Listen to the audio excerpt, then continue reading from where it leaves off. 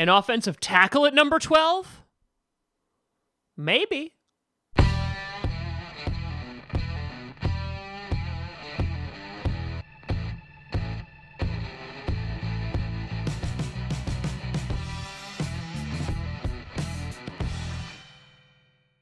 Grossi Posse Packer Nation. Welcome to an episode of Packcast, the podcast where you're not to be a Packers fan, but it sure does help. I'm your host, Tom Grossi, and today we're looking at a different kind of draft prospect, and that's looking at the offensive line position, and that is with our good friend, Jawaan Taylor. Now, before we get to that, I want to do a shout-out and thank you to all those patrons over at patreon.com/TomGrossiComedy.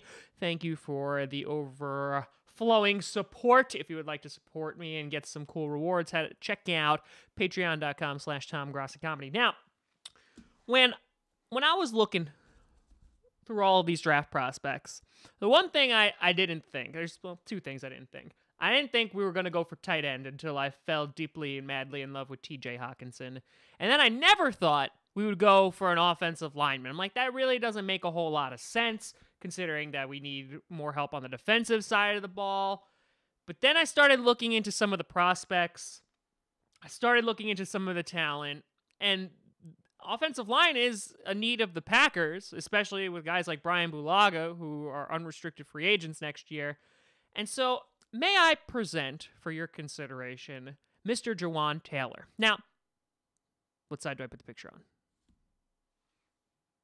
Jawaan Taylor, playing for Florida.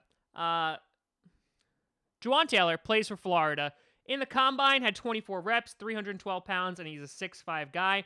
His story, he lost weight in order to get that scholarship to Florida. And his freshman year, he had 12 games. He got All-American honors. As a sophomore, he played 11 games, 9 games at right tackle, 2 at left tackle, and then as a junior, played all 12 games at right tackle.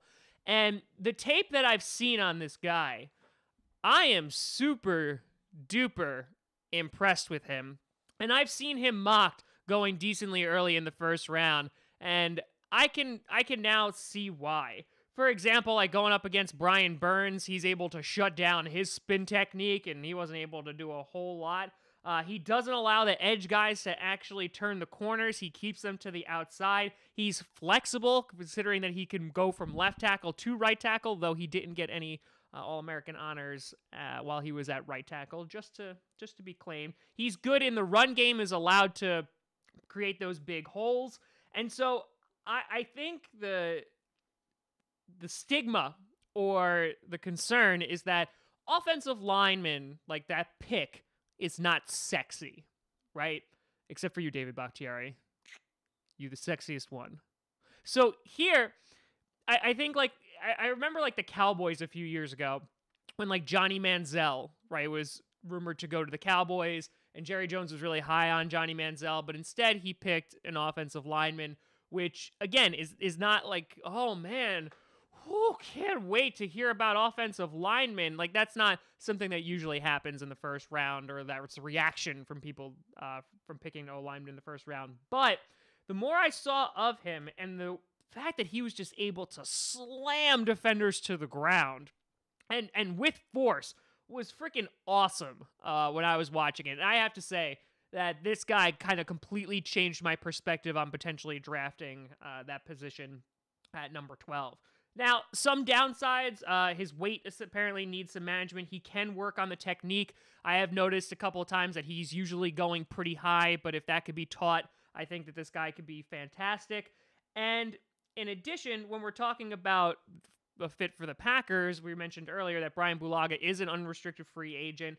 He's turning 31 next year. I don't know if he's going to re-sign with the team, considering he usually has a bunch of injury problems, even though I'm a big fan of Brian Bulaga. So he could fill in for that right tackle position. In addition, there are other talented O-linemen at the draft, so you could either pick at 30 or even in the second round, or even in some of the later rounds. So is it worth taking a shot at this position on getting a guy who obviously is a little bit raw, who could use some technique tweaks, But is it worth getting it and shoring up that right tackle for the future? I think that's something the Packers could potentially think about. And again, as we've been mentioning just about every single episode, it also depends on who's on the board. You know, I don't think you pick a Jawaan Taylor over, you know, an Ed Oliver or even like a TJ Hawkinson or hell, even we talked about Devin Bush the other day. I think, you know, you might want to pick those guys. But if all those guys are already off the board, I don't think I would hate this pick because, again,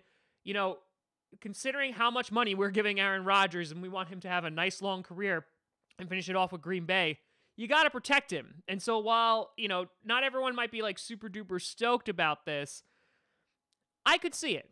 I'm not completely an advocate for it, but I wouldn't absolutely hate the pick if no one else that we've talked about or that we would want to get is on the board at 12. But let me know what you think down below. Am I crazy for thinking about even considering this position at 12? Let me know what you think down in the comments below. You can always find me at TomGrossiComedy.com, TomGrossi Comedy, at TomGrossi Comedy on all the social media you see below. Check out podcasts on SoundCloud, iTunes, Google Play Music, and of course here on YouTube 5 days a week until the draft. But thank you so much for watching. I'm Tom Grossi. And as always, go Pack Go.